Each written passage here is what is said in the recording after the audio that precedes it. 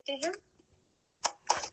درود پڑھیں. اللهم صل علی محمد وعلی آل محمد كما صلیت علی ابراہیم وعلی آل ابراہیم حمید مجید. اللهم بارک علی محمد وعلی آل محمد كما بارکت علی ابراہیم وعلی آل ابراہیم حمید مجید.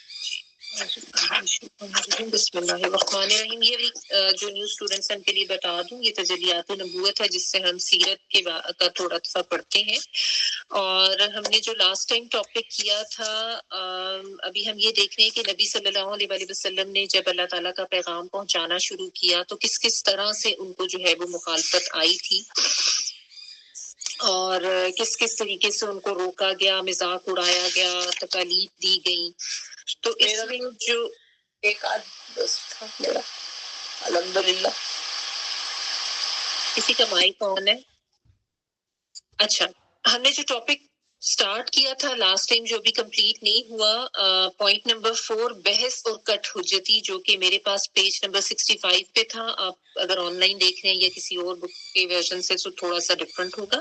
کہ ہم نے تھوڑا سا پڑھ لیا تھا کہ مشرکین جو ہے وہ کس طریقے سے بحثیں کرتے، کس کس طرح سے اعتراض کرتے، اور کس کس طریقے سے وہ جھٹلاتے تھے اللہ تعالیٰ کے پیغام کو، اور کہتے تھے کہ یہ کیسے ہو سکتا ہے کہ ہم مر کر مٹی ہو جائیں گے تو ہم دوبارہ سے زندہ کر دیے جائیں گے. تو ان کا جواب اللہ تعالیٰ نے جس طریقے سے دیا قرآن مجید میں، وہ وہی آیات یہ ہم نے پچھلی دفعہ کر لی تھی. اور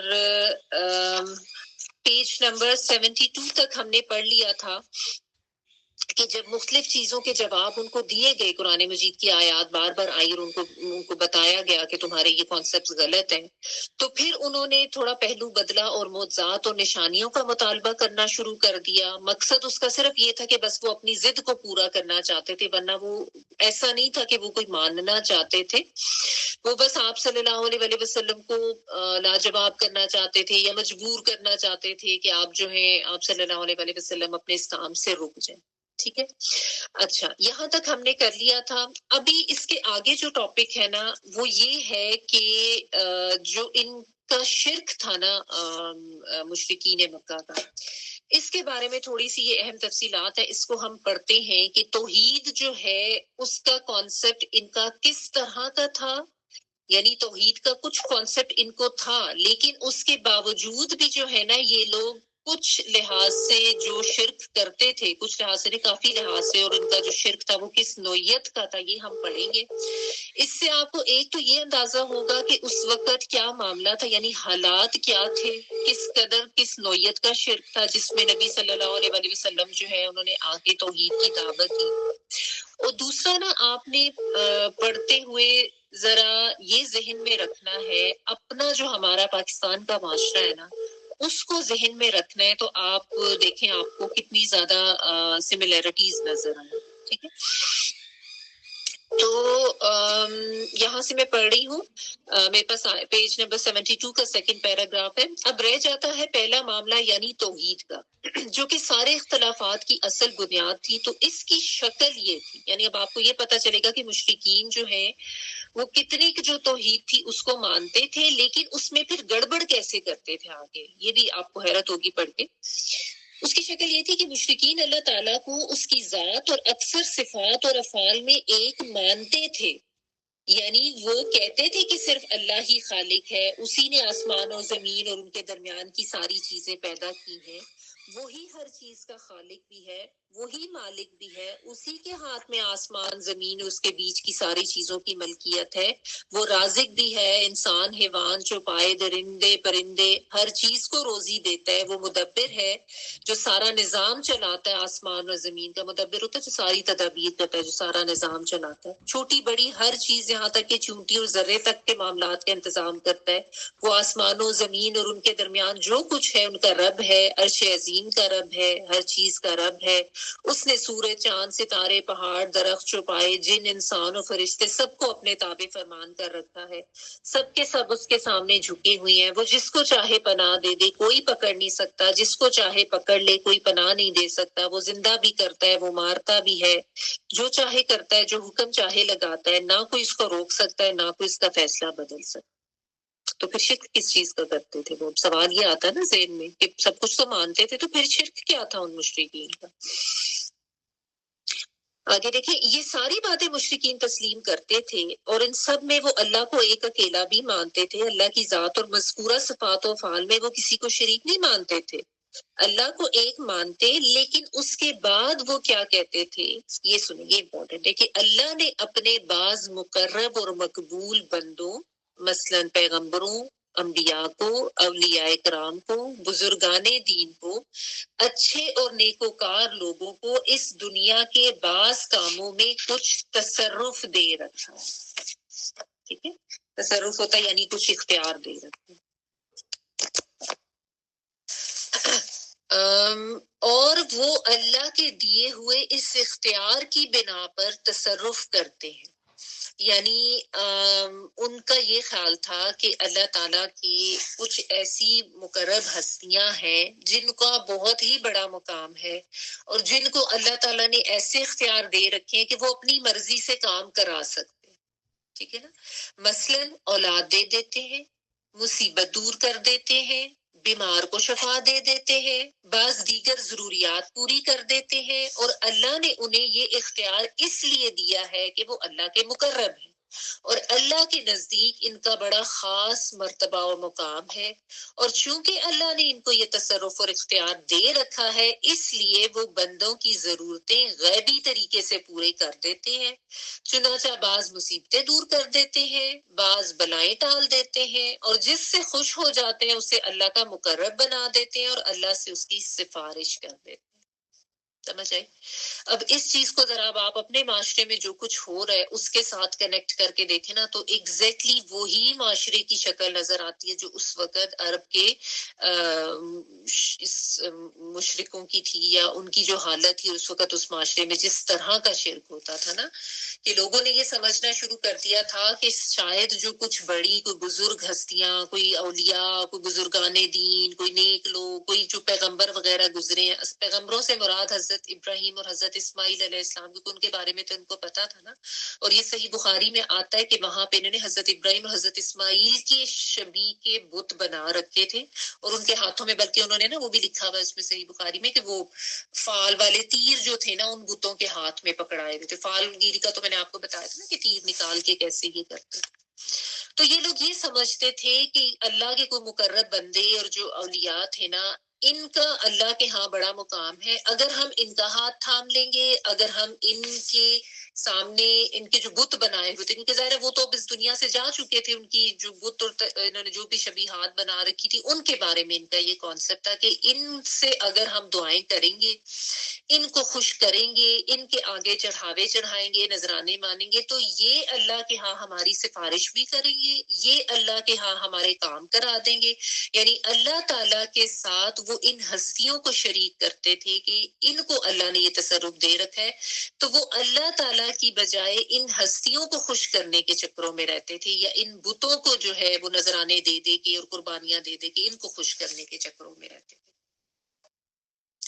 یعنی اتنے زیادہ شخصیت پرستی میں مبتلا ہو گئے تھے۔ ٹھیک ہے، آج ہمارے ہاں بھی آپ دیکھیں نا، نام بھی رکھے جاتے پیراں دتا، کہ پیروں نے دیا ہوا ہے اولاد جو ہے اس کا نام لوگ پیراں دتا رکھ لیتے ہیں، اور باقاعدہ اس کے بارے میں لوگوں کا یہ کانسیپٹ ہوتا ہے کہ ہمیں فلاں فلاں پیر نے ہی دیا ہے۔ یعنی وہ یہ نہیں کہیں گے کہ اللہ نے اولاد دی، وہ اس پیر سے ہی اس کو جوڑیں گے، منسوب کریں گے کہ ہم نے جی فلاں پیر کے قبر پہ جا کے حاضری دی تھی، اور وہاں پہ جو ہے ہمیں ہماری وہ دعا اس پیر نے قبول کی، اور اس نے ہمیں جو ہے وہ اولاد دی۔ وہی بات کہ وہ یہ سمجھتے ہیں کہ اللہ نے شاید ان کو اختیار دے رکھا ہے، حالانکہ اللہ تعالیٰ کی ذات ہی سب کچھ کرنے والی ہے۔ کبھی بھی یہ نہیں سوچنا چاہیے کہ فلاں نے نوکری دے دی، فلاں نے اولاد دے دی، فلاں نے رزق دے دیا، ایسا بالکل بھی نہیں ہے۔ ٹھیک ہے، آگے دیکھیں، مشرکین نے اپنے ان خیالات کی بنا پر ان انبیاء اعظام عظیم ہے، عظمت سے ہے، اولیاء کرام، بزرگان دین اور نیکوکار لوگوں کو اپنے اور اللہ کے درمیان وسیلہ بنایا، اور ایسے ایسے اعمال ایجاد کیے جن کے ذریعے ان لوگوں کا قرب، ان کی رضامندی حاصل ہو سکے۔ چنانچہ وہ مشرکین پہلے ان اعمال کو بجا لاتے، پھر عاجزی کے ساتھ گڑ گڑا کر ان ہستیوں سے فریاد کرتے اور کہتے کہ ہماری ضرورت پوری کر دو، ہماری مصیبت ٹال دو، ہمارا خطرہ دور کر دو۔ ٹھیک ہے. تو یعنی وہ ان بتوں کے آگے جو ہے جھکتے، سجدے کرتے، قربانیاں کرتے اور ان سے کہتے کہ ہماری مرادیں پوری کرو. اس میں نے آپ کو ایک دفعہ تفسیر کرتے ہوئے بتایا تھا کہ حضرت نوح کے زمانے کے 5 بزرگ تھے، ود، سوا، یغوث، یعوق اور نصر، نون سین را. ان ہستیوں اور ان لوگوں کو انہوں نے نیک سمجھتے ہوئے پہلے جب وہ اس دنیا سے چلے گئے تو ان کے بت بنائے، اور اس کے بعد پھر آہستہ آہستہ وہ چیز چلتی گئی اور ان سے اگلی آنے والی جو نسلیں تھیں انہوں نے انہی بتوں کو پوجنا شروع کر دیا تھا. ٹھیک ہے نا. تو اسی طرح سے شرک اور بت پرستی جو ہے نا اس کا آغاز ہوتا ہے. پھر میں نے آپ کو بتایا تھا ایک وہ جو عمر بن لوحی تھا، اس نے بھی وہ اپنے ایک تجارتی سفر پہ گیا اور بت لا کے اس نے بھی کعبہ میں رکھ دیے، اور اس سے آگے پھر وہ چیز مزید پھیلتی گئی، مزید انہوں نے جو ہے اس میں اضافے شروع کر دیے تھے. ٹھیک ہے.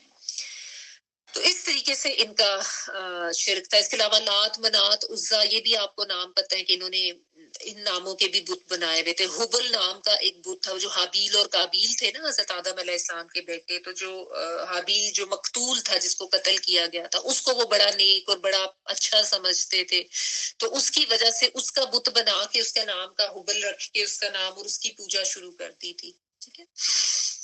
اب رہا یہ سوال کہ وہ اعمال کیا تھے جنہیں مشرکین نے ان ہستیوں کی رضامندی اور تقرب کے لیے ایجاد کیا تھا، یعنی خود سے بنایا تھا. تو وہ اعمال یہ تھے کہ انہوں نے ان انبیاء، اولیاء، بزرگان دین کے نام سے بعض مخصوص جگہوں پر آستانے بنا کر وہاں ان کی اصلی یا خیالی تصویریں رکھ دی. اب ظاہر انبیاء تو اتنے پرانے تھے، ان کی خیالی تصویریں تھی، کوئی بزرگان کی تو چلو انہوں نے شاید کو دیکھ کے کوئی شبیہ بنا لی ہو. اصلی یا خالی تصویریں یا مورتیاں سجا رکھی تھی، یعنی بت وغیرہ. اور کہیں کہیں ایسا بھی ہوا کہ ان کے خیال میں بعض اولیاء کرام یا بزرگان دین کی قبریں مل گئی. اب اس کو بھی آپ ذرا کمپیئر کر لیں ہمارے معاشرے میں جو کچھ ہو رہا ہے کہ بعض بزرگان دین کی قبریں مل گئی تو مورتی تراشنے کی بجائے انہی قبروں پر ہی آستانے بنا دیے. ٹھیک ہے. آج ہمارے ہاں یہ جو داتا دربار اور اس طرح کے دیگر جو مزار بن چکے ہیں قبروں کے اوپر ہی بنائے گئے ہیں نا، اور ان میں یہی سمجھا جاتا ہے کہ جو قبروں میں مدفون لوگ ہیں یہ بڑے نیک لوگ تھے، تو ان سے آ کے مانگو، ان کے آگے سجدہ کرو، یہ تمہاری مرادیں پوری کریں گے، یہ اللہ کے ہاں تمہاری سفارش کریں گے، تو ان کے لیے سب نذرانے کرو اور ان کے آگے سجدے کرو. اور ہمارے ہاں بھی ان مزاروں پر ایسا نوعیت کا شرک ہوتا ہے کہ انسان مطلب کانپ کے رہ جاتا ہے کہ سیدھا مطلب جانا ہے، کمر نہیں کرنی، سجدہ کرتے ہوئے جانا ہے تو سجدہ کرتے ہوئے واپس آنا ہے، تو ننگے پیر جانا ہے تو یہ کرنا ہے تو وہ کرنا ہے. اس قسم کی کانسیپٹ آج ہمارے جو میں آپ کو کہہ رہی تھی نا کہ ذرا آپ سملیرٹیز ڈھونڈتے جائیں ان کے معاشرے میں اور ہمارے معاشرے میں. اس کے بعد یہ لوگ ان آستانوں پر جاتے اور مورتیوں یا قبروں کو چھو کر ان سے برکت حاصل کرتے. یہ بھی آج ہمارے یہاں ہوتا ہے، قبروں کو چھو چھو کر ٹچ کر کر کے ہوتا ہے کہ شاید برکت لے رہے ہیں ہم. ان کے گرد چکر لگاتے ہیں، یہ بھی بالکل ہمارے یہاں ہوتا ہے. تعظیم کے طور پر ان کے سامنے کھڑے ہوتے ہیں. ہمارے یہاں بھی یوں ایسے ہاتھ باندھ کے کھڑے ہوتے ہیں نا بڑی عزت سے کہ جی پتہ نہیں ہم کو ان کی تعظیم میں کمی نہ کر دیں. قبروں کے اوپر جا کر نظر و نیاز پیش کرتے، چڑھاوے چڑھاتے، یہ جس طرح ہمارے یہاں کبھی چادریں چڑھائی جا رہی ہیں، دیگیں چڑھائی جا رہی ہے، اور ان طریقوں سے ان کی قربت اور ان کا فضل چاہتے تھے. ٹھیک ہے نا. نیز نظر و نیاز اور چڑھاوے کے طور پر یہ لوگ اپنی کوئی بھی چیز پیش کرتے تھے، جیسے کھیتی سے حاصل ہونے والے غلے، کھانے پینے کی چیزیں، جانور، چوپائے، سونا، چاندی، مال، اسباب، غرض جو بھی ان سے ہو سکتا تھا وہ نظر کر دیتے تھے. یہی ہوتا آج ہمارے یہاں بھی پیروں فقیروں کے پاس بھی اور قبروں کے پاس بھی. کھیتی، غلے اور کھانے پینے کی چیزیں، سونا، چاندی اور مال اسباب چڑھانے کا طریقہ یہ تھا کہ ان آستانوں پر کچھ مجاور اور درباری ہوا کرتے تھے. مشرکین یہ چیزیں ان مجاوروں کو پیش کرتے اور وہ مجاور انہیں قبروں اور مورتیوں پر چڑھا دیتے. عام طور پر ان کے بغیر براہ راست کوئی چیز چڑھائی نہیں جاتی تھی. یہ بھی ہوتا ہے نا ان کے وہاں پہ لک آفٹر کرنے والے انہوں نے رکھے ہوتے ہیں لوگ ورکرز وہاں پہ، اور وہاں کے جو باقاعدہ جو مجاور ٹائپ ہوتے ہیں انہی کے ذریعے وہ چیزیں جو ہے وہ آگے پہنچائی جاتی ہیں. اب اس میں بھی آپ دیکھیں آج ہمارے معاشرے میں بھی آپ لوگوں کو سمجھاؤ تو وہ کہتے ہیں کہ نہیں ہم تو اللہ کو مانتے ہیں، ہمیں پتہ ہے اللہ ہے، ہمیں پتہ ہے اللہ تعالیٰ نے پیدا کیا ہے، اللہ تعالیٰ نے دنیا بنائی ہے. یہ ساری باتیں وہ بھی کرتے تھے بالکل اسی طرح جس طرح یہ مشرکین بھی اس چیز کو سمجھتے تھے کہ اللہ تعالیٰ نے ہی جو ہے یہ دنیا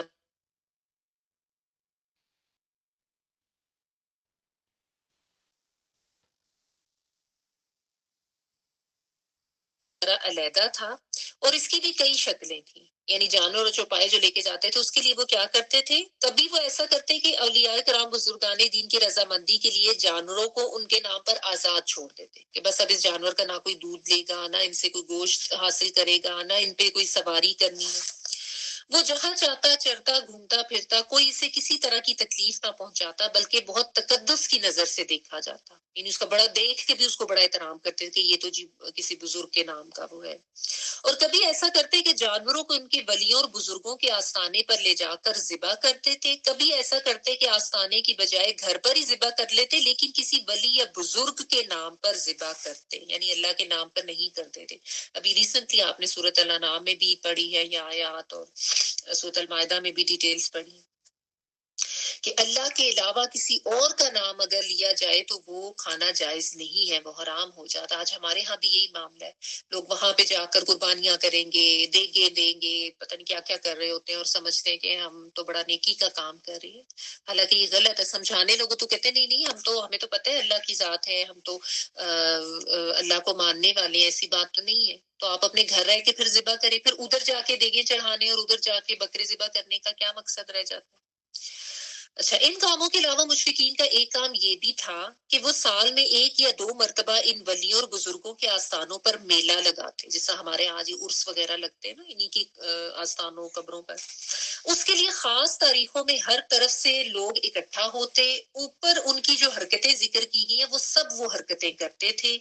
آستانوں کو چھو کر یعنی برکتیں حاصل کرنا، طواف کرنا قبروں کا، نظر و نیاز پیش کرنا، چڑھاوے چڑھانا، جانور قربان کرنا. یہ سالانہ عرس یا میلہ ایسا اہم ہوتا کہ اس میں دور نزدیک سے چھوٹے بڑے ہر طرح کے لوگ حاضر ہو کر اپنی نظر پیش کرتے اور اپنا مقصد حاصل ہونے کی امید رکھتے.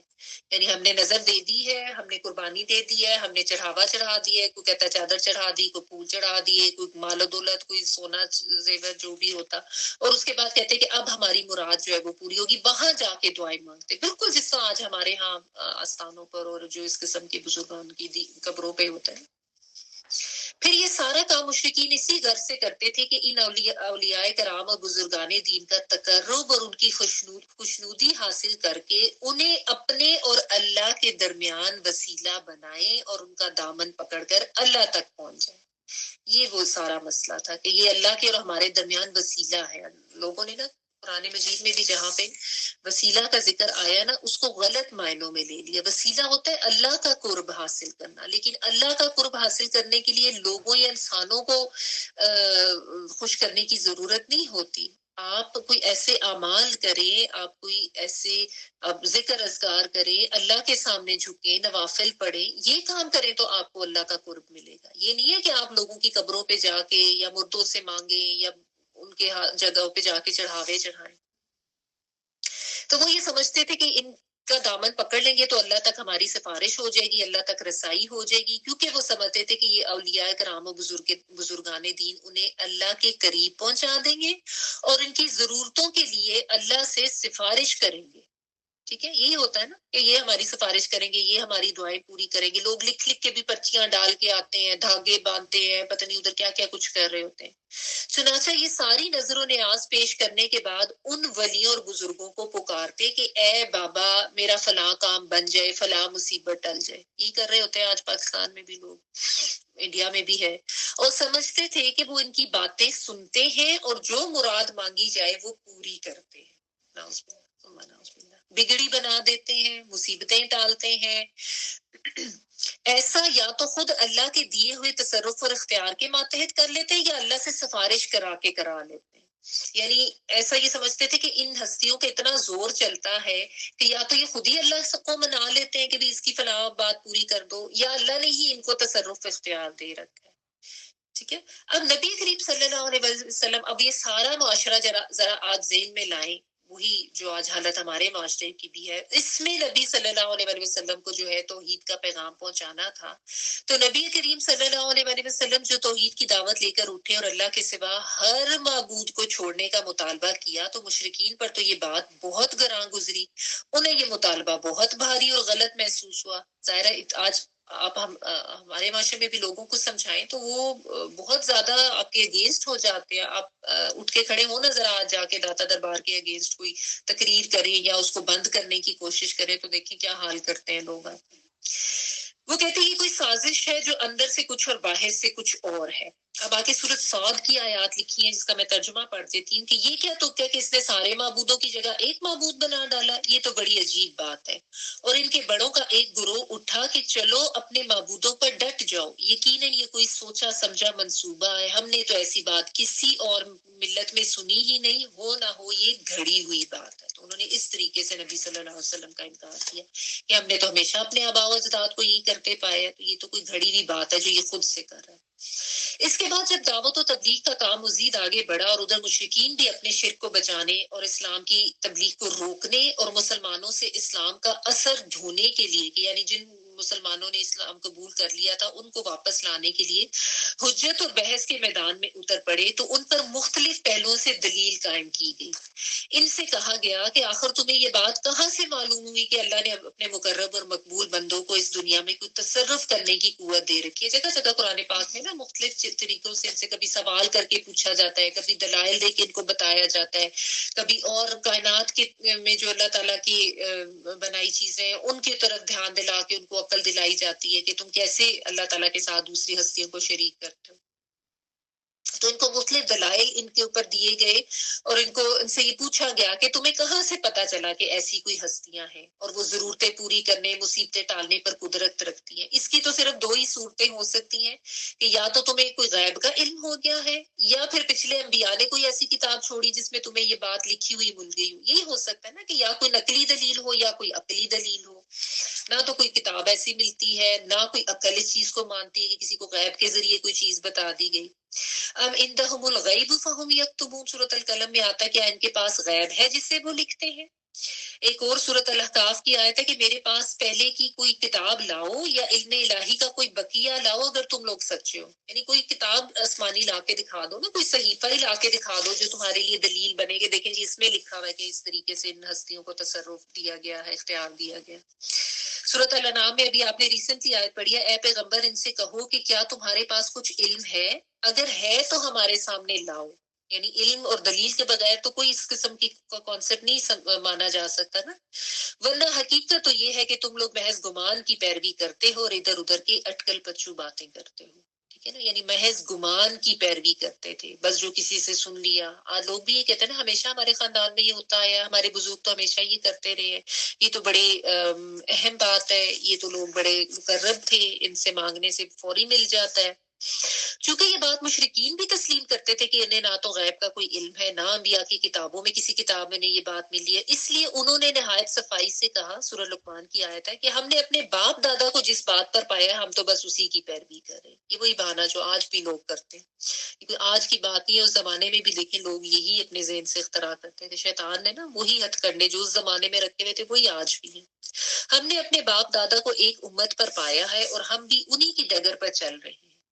اس جواب سے جب مشرکین کی جہالت اور بے بسی کھل گئی تو ان سے کہا گیا کہ دیکھو سورۃ النحل کی آیت ہے, تم لوگوں کو تو نہیں معلوم لیکن اللہ جانتا ہے, اس لیے اس کی بات سنو, وہ تمہارے ان شرکاء کی حقیقت بتلاتا ہے. سورۃ الاعراف میں آگے آئے گا, ان الذین تدعون من دون اللہ عباد امثالکم, بے شک اللہ کے سوا جن کو تم پکارتے ہو وہ تمہارے جیسے بندے ہی ہیں. یعنی تمہاری ہی نسل بندے تھے وہ بھی. یعنی جو چیزیں اللہ کے ساتھ مخصوص ہیں ان پر جس طرح تم کو قدرت حاصل نہیں اس طرح تمہارے ان شرکاء کو بھی ان پر کوئی قدرت حاصل نہیں. بس تم اور وہ دونوں بے بس ہونے اور قدرت نہ رکھنے میں برابر ہو. یعنی جیسے تم بے بس ہو ایسے وہ لوگ بھی بے بس تھے, وہ بھی انسان تھے. اس لیے اللہ نے ان کو چیلنج کیا. سورۃ الاعراف میں آتا ہے, پھر اگر تم سچے ہو تو ذرا ان کو پکارو اور وہ تمہاری مراد پوری کر کے دکھائیں. ان کو بار بار چیلنج کر کے سمجھایا جاتا ہے. سورۃ فاتر میں آتا ہے, تم لوگ اللہ کے سوا جن کو پکارتے ہو تو کھجور کی گٹھلی کے چھلکے کے برابر بھی اختیار نہیں رکھتے. اگر تم انہیں پکارو تو وہ تمہاری پکار نہ سنیں گے, اور اگر بالفرض وہ سن بھی لے تو جواب نہ دے سکیں گے. قیامت کے دن تمہارے ان شرک کا انکار کر دیں گے اور ایک خبر رکھنے والی جیسی خبر تمہیں کوئی اور نہیں دے سکتا.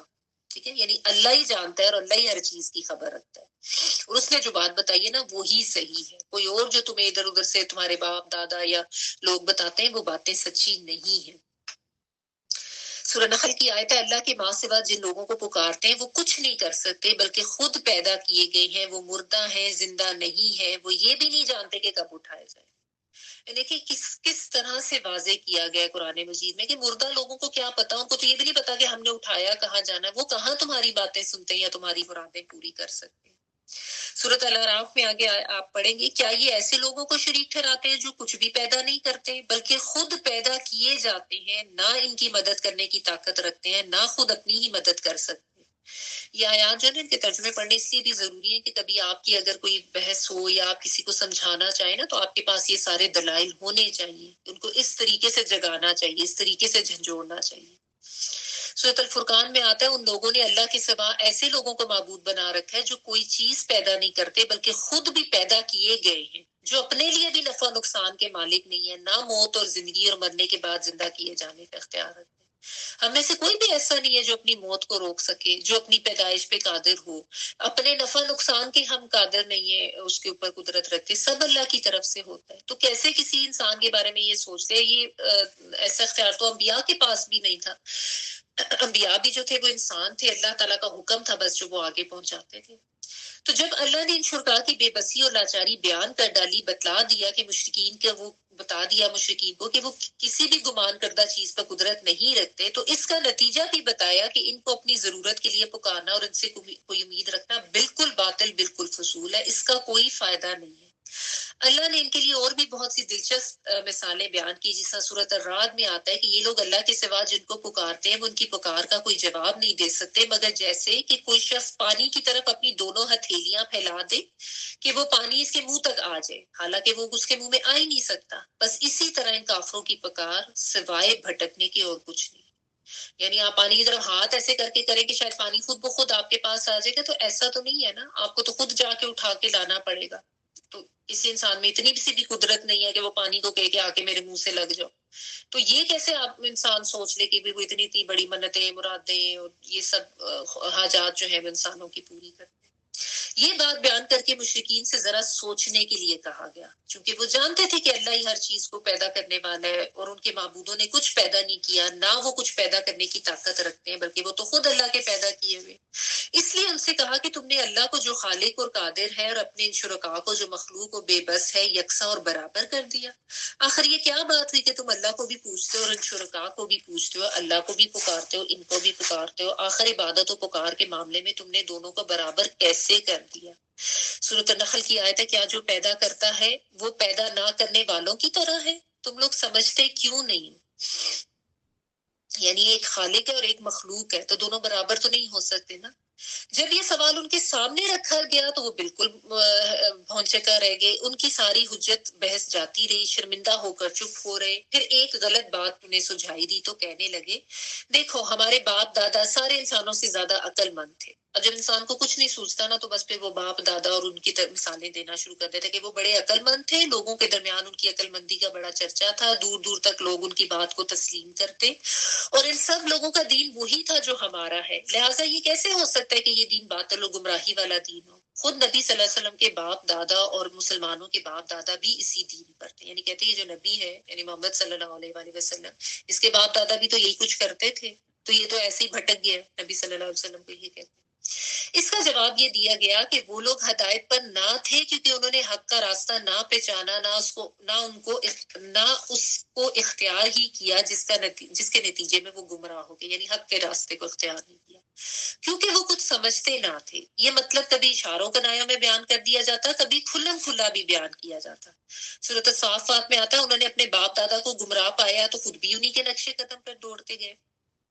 اسی کے ساتھ ایک بات بھی چل رہی تھی کہ مشرکین نبی صلی اللہ علیہ وآلہ وسلم اور مسلمانوں کو اپنے خداؤں سے ڈرایا کرتے تھے۔ یہ بات بھی ہوتی ہے نا، پھر جب بات نہیں ماننی ہوتی نا تو پھر ڈراوے دینا شروع کر دیتے ہیں کہ دیکھو تمہارے اوپر وہ جو ہے نا ان بزرگوں کی طرف سے عذاب آئے گا، وہ ناراض ہو گئے نا تو تمہاری زندگی مشکل ہو جائے گی۔ یہ بھی بہت زیادہ کہا جاتا ہے ہمارے معاشرے میں۔ آپ کسی فقیر کو اگر انکار کریں نا یا جس طرح یہ جو ہجڑے وغیرہ جو ہوتے ہیں تو آپ کو فوراً بد دعائیں دینا شروع کر کے نا ڈرانا شروع کر دیتے ہیں کہ تمہارے اوپر عذاب آئے گا، جیسے جیسے سب کچھ جو ہے یا تو ان کے ہاتھ میں ہے یا ان کے پیروں فقیروں کے ہاتھ میں ہے، حالانکہ جو کچھ بھی ہوتا ہے اللہ تعالیٰ کی طرف سے، اللہ کی مرضی سے ہوتا ہے نا۔ تو وہ کیا کہتے ہیں کہ تم لوگ ہمارے معبودوں کو بے بس کہہ کر ان کی شان میں گستاخی کر رہے ہو، لہٰذا بہت جلد ان کا غضب تم پر نازل ہوگا اور وہ تمہیں بھسم کر دیں گے یا تمہیں خبتی بنا کر رکھ دیں گے۔ یہ دھمکی ٹھیک ویسی ہی تھی جیسے پچھلے لوگ بھی اپنے انبیاء کو دیتے رہے تھے، جیسے سورۃ ہود میں آتا ہے کہ ہم تو یہی کہتے ہیں کہ تمہیں ہمارے بعض معبودوں کی بد دعا لگ گئی، یعنی کہ تم پاگل ہو گئے، نعوذ باللہ، انبیاء کو یہ کہتے تھے۔ اس کے جواب میں مشرکین کو وہ حقیقت یاد دلائی گی جسے وہ خود رات دن دیکھتے رہتے تھے کہ ان کے یہ معبود نہ تو اپنی جگہ سے ہل سکتے ہیں، نہ آگے پیچھے ہو سکتے ہیں، نہ خود اپنے اوپر سے کوئی تکلیف دور کر سکتے ہیں، تو بھلا یہ انسانوں کو کیا نقصان یا نفع پہنچائیں گے یا بھسم کریں گے۔ سورۃ الاعراف میں آتا ہے کیا ان کے پاؤں ہیں جن سے یہ چل سکتے ہیں، یعنی ان بتوں کے، یا ان کے ہاتھ ہیں جن سے یہ پکڑ سکتے ہیں، یا آنکھیں ہیں جن سے دیکھ سکتے ہیں، یا کان ہیں جن سے سن سکتے ہیں۔ اے نبی کہہ دو کہ تم لوگ اپنے شرکا کو پکارو، پھر میرے اوپر اپنا داؤ چلاؤ، مجھے مہلت بھی نہ دو، یعنی کر لو جو کرنا ہے، جتنا جو مجھے ڈراتے رہتے ہو نا کر لو، کہ ظاہر ہے ان بتوں نے تو کچھ نہیں کر سکنا۔ اسی قسم کے موقع پر ایک کھلی مثال بیان کی گئی سورۃ الحج کی کافی فیمس آیت ہے کہ لوگوں ایک مثال بیان کی جا رہی ہے، غور سے سنو۔ اللہ کے سوا جن کو تم پکارتے ہو وہ کسی طرح ایک مکھی بھی پیدا نہیں کر سکتے، خواہ اس کے لیے سب کے سب جمع ہو جائیں، اور اگر مکھی ان سے کچھ چھین کے لے جائے تو وہ تو چھڑا بھی نہیں سکتے۔ طالب اور مطلوب دونوں ہی کمزور ہیں۔ طالب یعنی جو انسان جا کے ان سے اپنی حاجتیں پوچھ رہے ہیں وہ بھی، اور مطلوب یعنی وہ بت خود جو ہیں یا وہ قبروں میں مدفون لوگ، سب ہی کمزور ہے۔ یعنی اگر آپ وہ ہوتا تھا نا چڑھاوے چڑھاتے تھے مٹھائیاں وغیرہ، اگر ان کے اوپر کوئی مکھی آ کے بیٹھ جائے تو وہ بت تو اس مکھی کو نہیں ہٹا سکتے کہ وہ وہاں سے وہ میٹھا لے کے نہ اڑے، تو ان سے تم اپنی حاجتیں کرتے جو اتنے زیادہ بے بس ہیں۔ اور فرمایا گیا سورۃ العنکبوت کی آیت ہے، ان لوگوں کی مثال جنہوں نے اللہ کے سوا اولیاء بنا لیا ہے، اس مکڑی جیسی ہے جس نے گھر بنایا، اور سب سے کمزور گھر تو مکڑی کا گھر ہے، کاش یہ لوگ جانتے۔ ان کے خداؤں کی اس بے بسی کو بعض مسلمانوں نے بھی بڑے دلچسپ انداز میں بیان کیا۔ اب اس وقت یہ ہوتا تھا شعر و شاعری ہوتی تھی نا، تو اب یہ مسلمانوں نے کسی نے یہ شعر یہ پڑھا کہ بھلا ایسا بھی کوئی رب ہو سکتا ہے کہ جس کے سر پر لومڑی پیشاب کر دے؟ یقیناً جس کے سر پر لومڑیاں پیشاب کرے وہ تو ذلیل ہی ہے۔ یعنی اس طریقے کے نا الفاظ شاعری میں استعمال کر کے مسلمانوں نے شعر و شاعری کی۔ لیکن پھر ہوا کیا کہ جب نوبت اس کھلم کھلا تنقید اور تبصرے تک پہنچ گئی تو مشرکین غصے سے بھڑک اٹھے اور انہوں نے مسلمانوں کو بھی گالیاں دی اور ان کے پروردگار کو بھی، نعوذ باللہ۔ تو اس پر پھر اللہ تعالیٰ نے مسلمانوں کو ٹوکا، یہ بھی آپ نے سورۃ الانعام میں پڑھا تھا، وَلَا تَسُبُّوا الَّذِينَ يَدْعُونَ مِن دُونِ اللَّهِ فَيَسُبُّوا اللَّهَ عَدْوًا بِغَيْرِ عِلْمٍ، کہ ان کے سوا، اللہ کے سوا یہ مشرکین جن کو پکارتے ہیں تم انہیں برا بھلا نہ کہو، انہیں گالی نہ دو، ورنہ وہ بھی دشمنی کے جوش و نادانی میں اللہ کو گالیاں دیں گے۔ ٹھیک ہے، یعنی مسلمانوں کو منع کر دیا گیا کہ اس طرح کی کوئی غیر اخلاقی بات مت کرو، کیونکہ وہ پھر تمہیں اور تمہارے رب کو جو ہے وہ گالیاں دیں گے اور برا بھلا دیں گے۔ بہرحال جب بحث و حجت سے کام بنتا نظر نہ آیا تو مشرکین نے طے کر لیا کہ اسلام کی دعوت کو اب وہ طاقت کے زور پر کچل دیں گے اور لوگوں کو اللہ کے راستے سے طاقت اور قدرت سے روکیں گے۔ یہی ہوتا ہے جب علمی دلائل سے یا واضح ثبوت سامنے پیش کر دیے جائیں اور انسان جو ہے وہ شرمندہ ہو جاتا ہے نا، لیکن وہ ضد اور ہٹ دھرمی پہ اڑتا ہے نا، تو پھر وہ طاقت اور زور کو آزماتا ہے کہ اب اس کو جو اور تو کوئی چیز ہے نہیں، تو اب ہم اپنی بدماشی دکھائیں اور اب ہم ظلم و ستم کر کے ان کو روکیں۔ چنانچہ بڑے لوگوں اور قبائل کے سرداروں نے اپنے قبائل کے مسلمانوں کو اذیتیں دینی شروع کی، اور ان کا ایک وفد ابو طالب کے پاس گیا کہ وہ رسول اللہ صلی اللہ علیہ وسلم کو تبلیغ سے منع کر۔ اب انہوں نے کیا کیا جو ہے تکالیف دی تھی، کس کس طریقے سے ظلم کیا تھا، یہ انشاءاللہ ہم نیکسٹ کلاس میں پڑھیں گے، نیکسٹ ٹاپک۔ آج اس کو ہم یہیں تک رکھتے ہیں۔ وآخر دعوانا الحمدللہ رب العالمین، سبحانک اللہم وبحمدک، نشہد ان لا الہ الا انت، نستغفرک ونتوب الیک۔ سبحان ربک رب العزۃ عما یصفون وسلام علی المرسلین والحمد للہ رب العالمین۔ بارک اللہ لی ولکم فی القرآن العظیم ونفعنی وإیاکم بالآیات وذکر الحکیم۔ دعا کر لیجیے۔